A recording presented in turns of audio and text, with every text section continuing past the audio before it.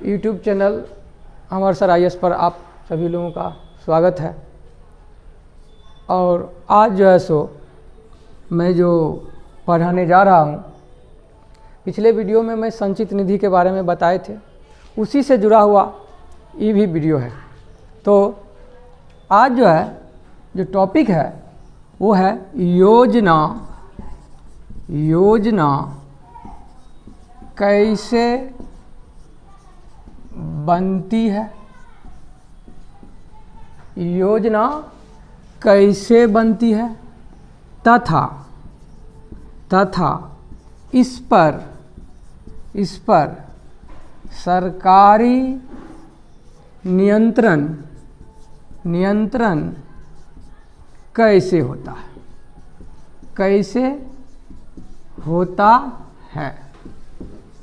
तो योजना कैसे बनती है तथा इस पर सरकारी नियंत्रण कैसे होता है, इसी संदर्भ में मैं आज इस वीडियो पर चर्चा करने जा रहे हैं। तो योजना का निर्माण कैसे होता है, कोई भी योजना कैसे बनती है और यह योजना जनता तक कैसे पहुंचती है, इसके संबंध में, तथा इस पर सरकारी नियंत्रण कैसे होता है। यानी सरकार जो योजना बनाती है और इस योजना को जो ग्राउंड लेवल तक पहुंचाती है, इस पर सरकार किस तरह से नियंत्रण करती है ताकि किसी भी तरह की दिक्कतें, भ्रष्टाचारी नहीं हो पावे। इसी को लेकर तो सबसे पहला मुद्दा है कि योजना कैसे बनती है। योजना कैसे बनती है।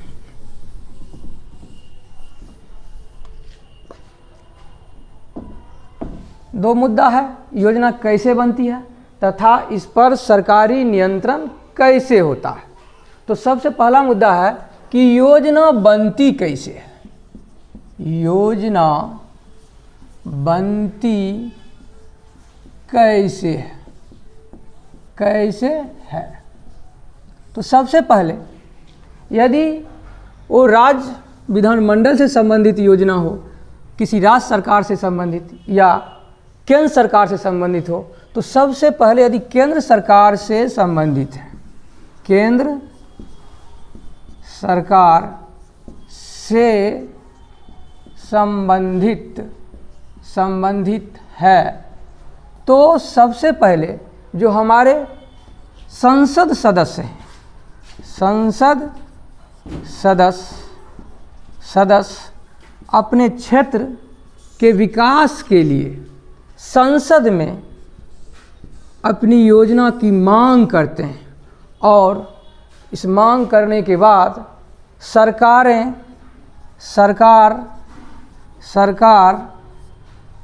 सरकार इसे अनुमति देती है और अनुमति देने के पश्चात यह योजना संबंधित विभाग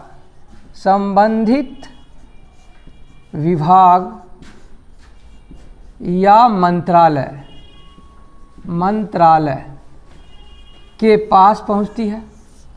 तो देखें योजना बनती कैसे है। सरकार से संबंधित जो केंद्र सरकार से संबंधित योजना है, उसमें संसद सदस्य जो लोकसभा को हों या राज्यसभा के, उस सदन में इस योजना के संबंध में अपने क्षेत्र की समस्या के संबंध में प्रश्न उठाते हैं। उस पर सरकार विचार करने के पश्चात इसे अनुमति देती है और अनुमति मिलने के बाद संबंधित विभाग के पास यह योजना पहुंचती है। मांग चले रेलवे मंत्रालय से हो या स्वास्थ्य मंत्रालय से हो, स्वास्थ्य मंत्रालय से हो, जो भी मंत्रालय से संबंधित योजना है उस विभाग के पास पहुंचती है और यह विभाग इस योजना के लिए एस्टीमेट तैयार करती है, प्लानिंग करती है कि इस योजना पर कितना व्यय है, इस योजना पर कितना व्यय है, कितने समय में ये योजना पूर्ण होगी, कितने समय में योजना पूर्ण होगी। इसके पश्चात यह योजना वित्त मंत्रालय के पास, वित्त मंत्रालय के पास पहुंचती है और वित्त मंत्री बजट के माध्यम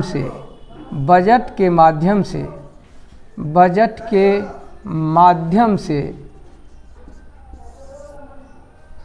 सदनों में रखते हैं, बजट के माध्यम से सदनों में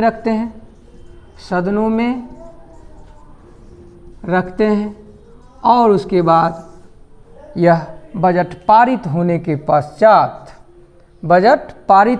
पश्चात संचित निधि से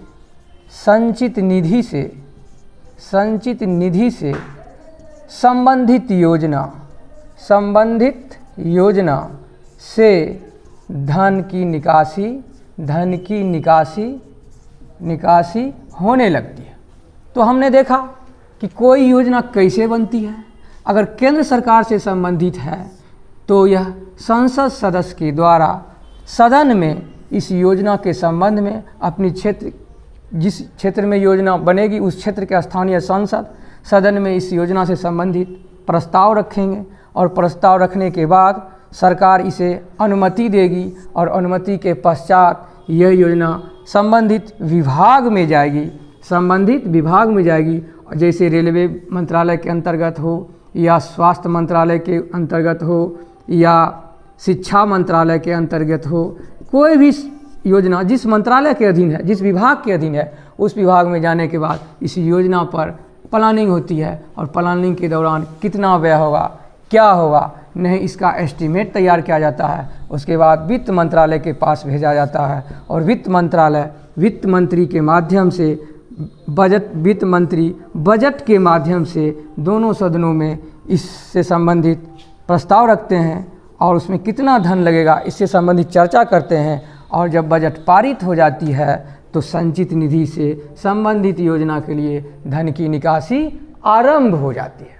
तो समझ गए, यदि ये राज्य सरकार का है तो स्थानीय जिस क्षेत्र के स्थानीय विधायक हैं उस क्षेत्र में जो स्थानीय समस्या है उस समस्या को लेकर विधानमंडल में रखेंगे कि मेरे क्षेत्र में इस चीज़ की ज़रूरत है, ये योजना की ज़रूरत है। तो विधानमंडल में चर्चा के बाद संबंधित राज्य के जो सरकार हैं उसको अनुमति देगी और अनुमति देने के बाद संबंधित मंत्रालय के पास या विभाग के पास पहुंचेगी और यह विभाग जो है वो एस्टीमेट तैयार करेगी कि योजना के लिए कितना खर्च होगा, क्या होगा, कितने समय लगेंगे और उसके बाद ये वित्त मंत्रालय के पास आती है। वित्त मंत्रालय में वित्त मंत्री बजट के माध्यम से दोनों सदन, अगर राज्य में है तो विधानसभा और विधान परिषद, यदि केंद्र का है तो संसद, लोकसभा तथा राज्यसभा में आती है। उसके बाद बजट पारित होने के पश्चात यह संचित निधि से इस योजना के लिए धन की निकासी आरंभ हो जाती है।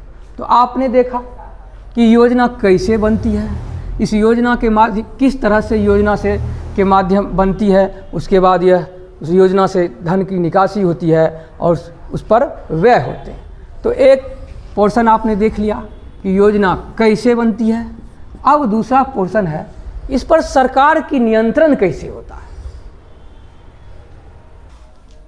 आपने देखा योजना कैसे बनती है, अब इस योजना पर जो व्यय होता है उस पर सरकार का नियंत्रण कैसे होता है। यानी योजना पर जो व्यय होती है उस पर सरकार का नियंत्रण कैसे होता है या संसद का नियंत्रण कैसे होता है, या संसद का नियंत्रण कैसे होता है। यानी कि योजना पर जो व्यय होती है उस पर सरकार का नियंत्रण कैसे होता है या संसद का नियंत्रण कैसे होता है। यानी व्यय यानी आर्थिक व्यय, यानी योजना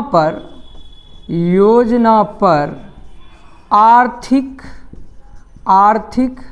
व्यय पर सरकार का नियंत्रण या संसद का नियंत्रण कैसे होता है, इसी टॉपिक पर हमको अभी चर्चा करना है।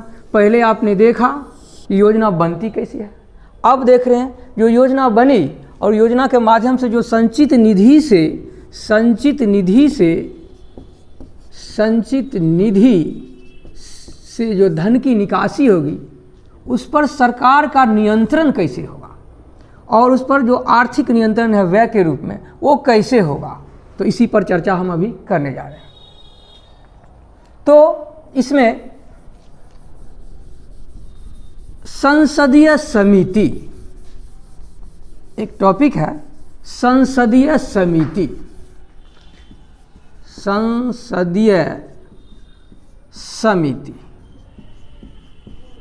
तो संसदीय समिति दो तरह के हैं, एक अस्थाई हैं और एक अस्थाई हैं, जिसे तदर्थ समिति भी कहते हैं। अभी हम सिर्फ आर्थिक संसदीय समिति का ही हम चर्चा करेंगे, जिस समिति के माध्यम से आर्थिक संसदीय समिति के माध्यम से सरकार या संसद नियंत्रण करती है। यानी योजना पर जो व्यय हो रही है, जो खर्च हो रही है, उस पर जो सरकार नियंत्रण करेगी उस संसदीय समिति के द्वारा, वो भी कौन से संसदीय समिति, आर्थिक संसदीय समिति के माध्यम से सरकार इस योजना पर होने वाली व्यय का नियंत्रण करती है, ताकि उस योजना के तहत जो आवंटित राशि है वो सही जगह पहुँचे, उसमें भ्रष्टाचारी नहीं हो, कार्य कुशलता हो, अपव्यय नहीं हो। इसीलिए इस समिति का जो गठन किया गया है संसद के अंदर, आर्थिक संसदीय समिति, जिसके माध्यम से सरकार योजना के आर्थिक व्यय पर नियंत्रण रखती है।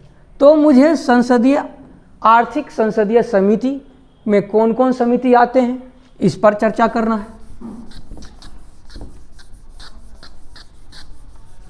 पहला है प्राक्कलन समिति।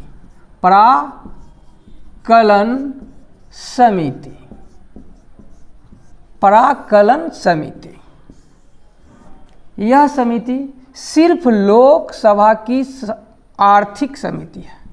सिर्फ लोकसभा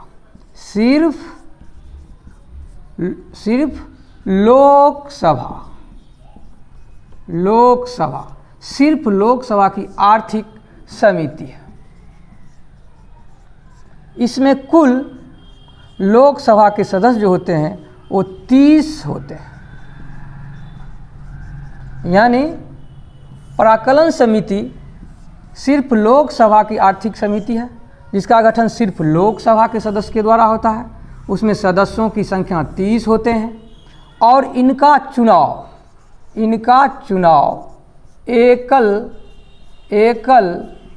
संक्रमणीय मत पद्धति के आधार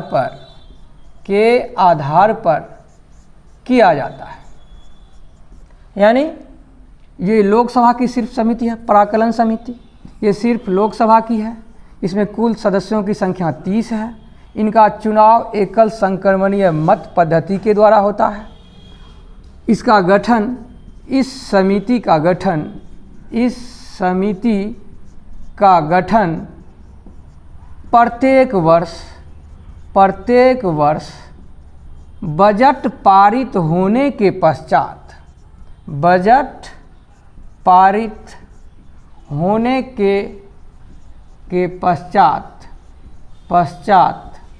किया जाता है। यानी ये लोकसभा की समिति है और इसमें कुल सदस्यों की संख्या 30 होती है। इनका चुनाव एकल संक्रमणीय मत पद्धति के आधार पर प्रत्येक वर्ष किया जाता है। बजट पारित होने के पश्चात इस समिति का गठन किया जाता है और इस समिति का प्रमुख कार्य योजना पर, जितने भी भारत सरकार की योजना है सभी पर निगाहें रखना। इस योजना कैसे सुचारू ढंग से चलेगी, अपव्यय नहीं हो, किसी भी योजना पर अपव्यय नहीं हो। प्रशासनिक कुशलता कैसे आवे, प्रशासनिक कुशलता कैसे आवे।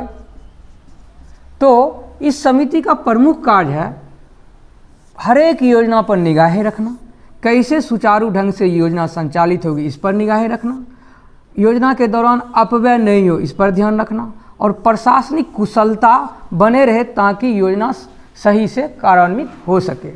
यह जितने भी उनका जो ये निगाहें रखते हैं, कैसे सुचारू ढंग से चलते हैं, योजना अपव्यय नहीं हो या प्रशासनिक कुशलता कैसे आवे योजना को लागू करने में, सभी से संबंधित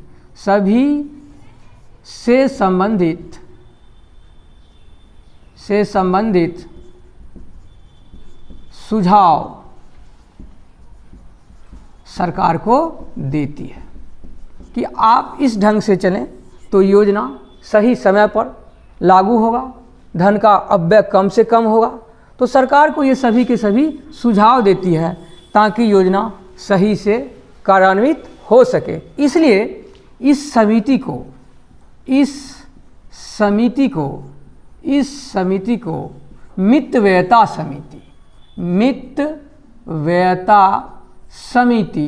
समिति भी कहते हैं। यानी इसी कारण इस समिति को मितव्ययता समिति भी कहते हैं। तो आपने देख लिया पराकलन समिति का गठन लोकसभा के सदस्यों के द्वारा, सिर्फ लोकसभा में 30 सदस्य, चुनाव एकल संक्रमणीय मत पद्धति, प्रत्येक वर्ष बजट पारित होने के पश्चात इसका गठन किया जाता है। इस समिति को मितव्ययता समिति भी कहते हैं। तो आपने देख लिया किस तरह से योजना पर नियंत्रण सरकार के द्वारा की जाती है। तो एक समिति आपने देखा जिसका नाम था प्राक्कलन समिति।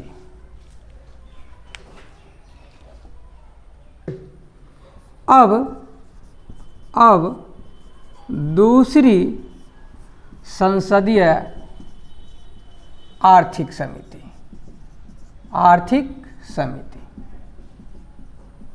पहले आपने देखा पराकलन समिति जो आर्थिक समिति थी। अब दूसरी आर्थिक समिति जो है जिसका नाम है लोक लेखा समिति, दूसरा नाम है लोक लेखा समिति। इस समिति में कुल 22 सदस्य होते हैं। इस समिति में कितने सदस्य? कुल 22 सदस्य होते हैं, जिनमें 15 लोकसभा से और 7 राज्यसभा से होते हैं। यानी लोक लेखा समिति में कुल कितने सदस्य? 22 सदस्य होते हैं, जिनमें 15 लोकसभा से और 7 राज्यसभा से होते हैं। इस समिति का भी गठन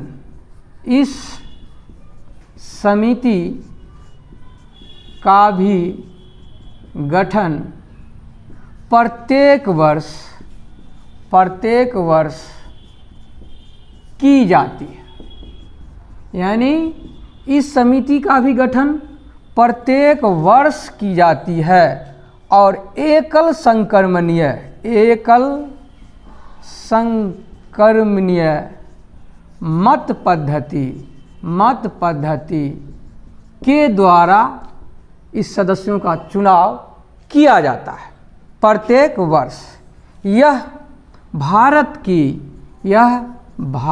की सबसे प्राचीन समिति है, सबसे प्राचीन समिति है।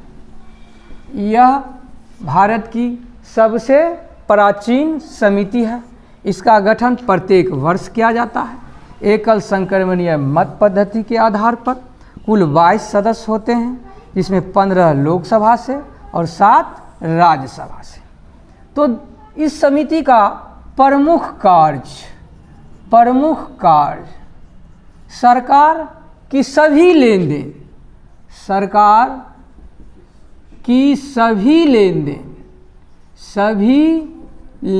देन यानी सरकार जो संचित निधि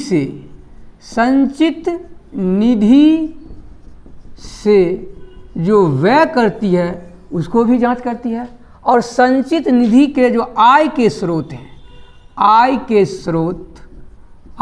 स्रोत उसकी भी ये जांच करती है। यानी सरकार के सभी लेन देन, यानी संचित निधि के आय के रूप में, स्रोत के रूप में जो प्रत्यक्ष कर और अप्रत्यक्ष कर है उसकी भी जांच करती है, और संचित निधि से जो धन का निकासी होती है वो संबंधित योजना पर व्यय हो रही है, कैसे हो रही है, इसका भी जांच करती है। तो इस तरह से हम देख रहे हैं कि लोक लेखा समिति का प्रमुख कार्य सरकार की सभी लेन देन कहाँ से हो रहा है, तो संचित निधि से हो रही है, इसकी ये जांच करती है। और दूसरा कार्य इसका ये भी है कि नियंत्रक महालेखा परीक्षक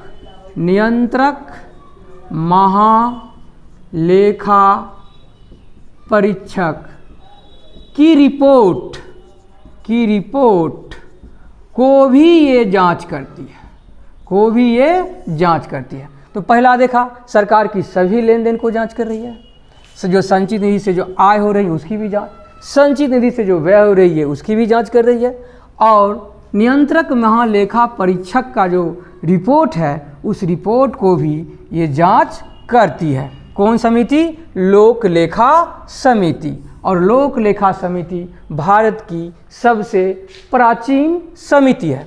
तो इस तरह से हमने देखा कि जो योजनागत व्यय है, किस तरह से योजना बनी और किस तरह से धन निकासी हुआ। तो एक देखें कि जो योजना बजट पारित होने के बाद जो योजना जिस उद्देश्य के लिए लाया गया और जिस पर खर्च किया जा रहा है उससे संबंधित जांच प्राकलन समिति, और दूसरी समिति कौन? लोक लेखा समिति भी इसको जांच करती है। तो इस तरह से हम देखें कि संसदीय समिति के माध्यम से केंद्र सरकार या संसद योजनाओं पर नियंत्रण रखती है ताकि इसका दुरुपयोग नहीं किया जाए या नहीं किया जा सके। तो आपने देखा दो समिति, एक लोक प्राकलन समिति को देख रहा, एक लोक लेखा समिति को देखा, और एक समिति और है जिसका नाम है सार्वजनिक उपक्रम समिति। तीसरी समिति कौन है? सार्वजनिक उपक्रम समिति। इस समिति में भी कुल 22 सदस्य होते हैं, जिसमें 7 राज्यसभा से और 15 लोकसभा से। यानी सार्वजनिक इतने भी उपक्रम हैं, पब्लिक सेक्टर अंडरटेकिंग PSU, सार्वजनिक उपक्रम, वो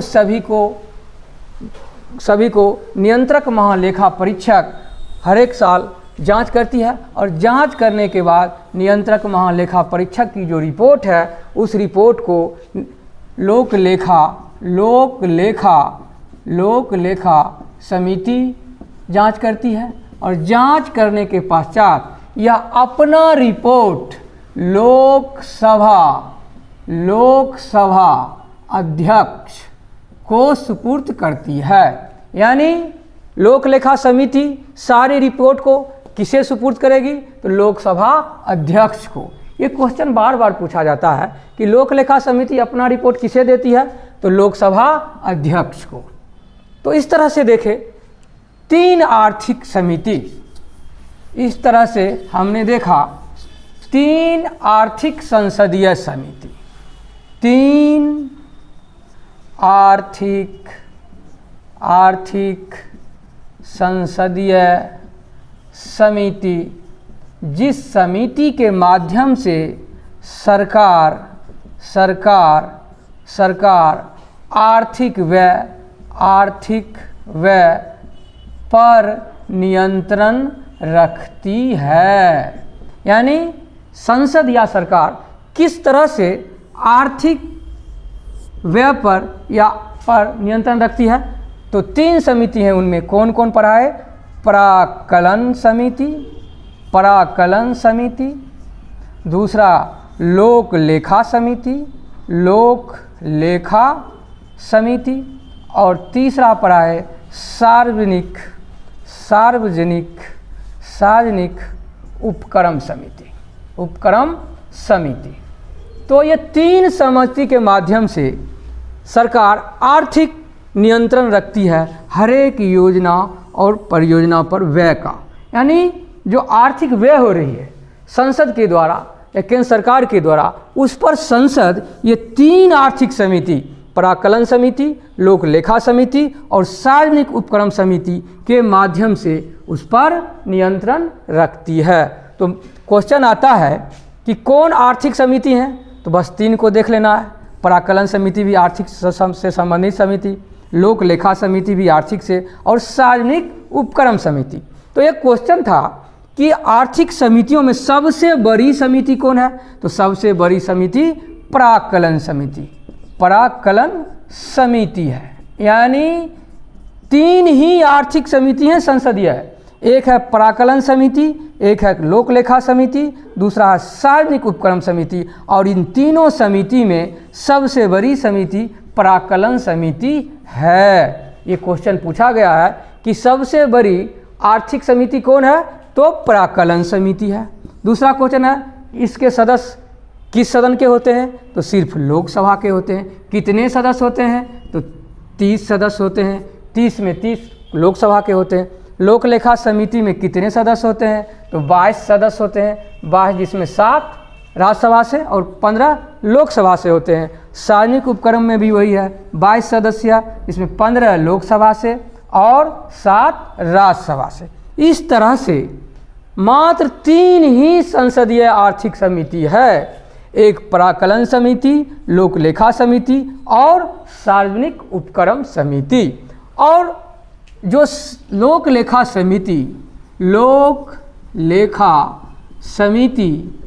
समिति के जो अध्यक्ष होते हैं कोई विपक्षी पार्टी के ही होते हैं।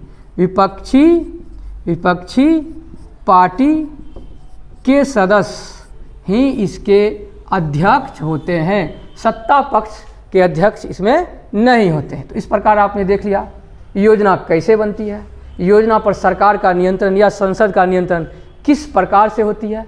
तो किस प्रकार में आर्थिक संसदीय समिति के माध्यम से संसद या सरकार सभी योजनाओं पर, सभी विकास योजनाओं पर नियंत्रण रखती है।